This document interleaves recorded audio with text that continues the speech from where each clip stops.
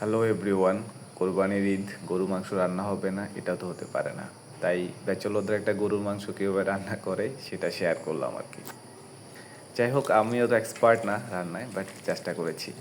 যতটুকুন পেঁয়াজ, রসুন, আদা যা যা দরকার ছিল সেটা আসলে পেস্ট করলাম, কাটাকাটি করে বসাই দিলাম। তার সাথে হচ্ছে যে হলুদ, মরিচ, লবণ, সয়াবিন তেল দিয়ে এটাকে ভালোভাবে মেখে নিচ্ছি। সো চেষ্টা করছি, জানি না কতটুকুন ভালো পারবো। তবে এটা নিয়ে আসলে আমার অনেক ফ্যাসিনেশন, রান্না করতে আমার অনেক বেশি ভালো লাগে। সবসময় নিজের রান্না নিজেই করি। So this is my first time try in China গরুর মাংস। সো ভালোভাবে মেখে এটাকে একটা ম্যারিনেট করার চেষ্টা করলাম। দেন আমাদের হিটারে রান্না করতে হয়, তো ফার্স্ট টেম্পারেচারটা আমি সেট করবো 2000-এ। বিকজ যদি 2000-এ সেট করতে পারি তাহলে খুব আর্লি হয়তো বা রান্নাটা শেষ করার সম্ভাবনা আছে। সেভাবে করে টেম্পারেচার সেট করে দিলাম, 2000-এ দিয়ে ঢেকে দিলাম। দেন বাইরের ভিউটা খুব জোস, বৃষ্টি হবে মনে হচ্ছে। আকাশে মেঘ ডাকাডাকি করছে এবং ভিউটা অনেক জোস ছিল। তো বসে যেহেতু অনেকটা সময় পাবো, সেক্ষেত্রে একটু হাঁটাহাঁটি করে যে বসে রইলাম আবার।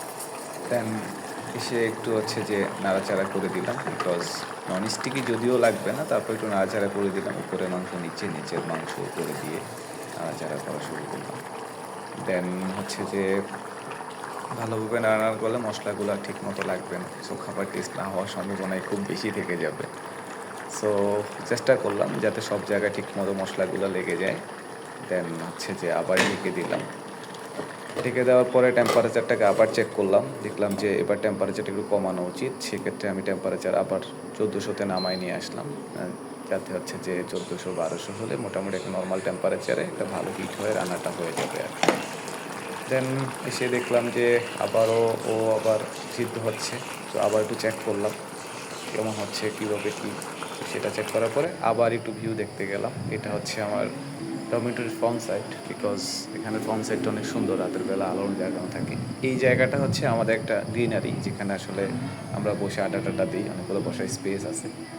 তো আকাশে মেঘ ধরার একটু চেষ্টা করলাম, কারণ যদিও ধরা ইম্পসিবল, তবে ফিলটা, ভিউটা এবং সব জোর ছিল। ওভারঅল দেখতে ভালো লাগতেছিল আকাশটাকে। দেন এসে আবারও চেক করলাম যে কী অবস্থা। দেন এবারে শ্যুটটা আমাকে আমার ফ্রেন্ড নাজিম শ্যুট দিয়ে দিয়েছিল, বিকজ যে আমি একসাথে নাড়তে পারছিলাম না। তো যে ও আবার final check, this is the last step of this. So last স্টেপে দেখলাম যে মোটামুটি মাংস সিদ্ধ হয়ে গিয়েছে। আবারও ঢেকে দিলাম যাতে একটা ফাইনাল কুক চলে আসে। After I finished my cooking, তো শেষ করলাম। শেষ করার পরে চেষ্টা করব। দেন এবার ভাত রান্না করার পালা। যেভাবে ভাত ধুয়ে রাইস কুকারে বসাই দিলাম, দিয়ে লাইন দিয়ে দিলাম ইলেকট্রিসিটির। মেবি 20 মিনিটসের ভিতরে ভাত হয়ে যাওয়ার সম্ভাবনাই বেশি। সো ওই পরিমাণ টাইমার সেট করে যে অ্যাড করে দিলাম, যাতে যে ভাতটা ঠিকঠাক মতো হয়ে যায়। সো স্টার্ট মাই ভাত রান্না করার। সো দেন ভাত রান্না করার পরে চেষ্টা করলাম যে মাংসের সাথে একটু সালাদ না হলে কেমন হয়। তো টমেটো, পেঁয়াজ, কাঁচামরিচ, লেবু অ্যাডজাস্ট করে সালাদ বানানো ট্রাই করলাম। কাটাকাটি করে একটা সাইজে নিয়ে আসলাম। দেন সরিষার তেল, খাঁটি সরিষার তেল নিয়ে আসছিল মামুন বগুড়া থেকে। সো ওরটা ইউজ করলাম এখানে। লবণ পরিমিত পরিমাণ দিলাম।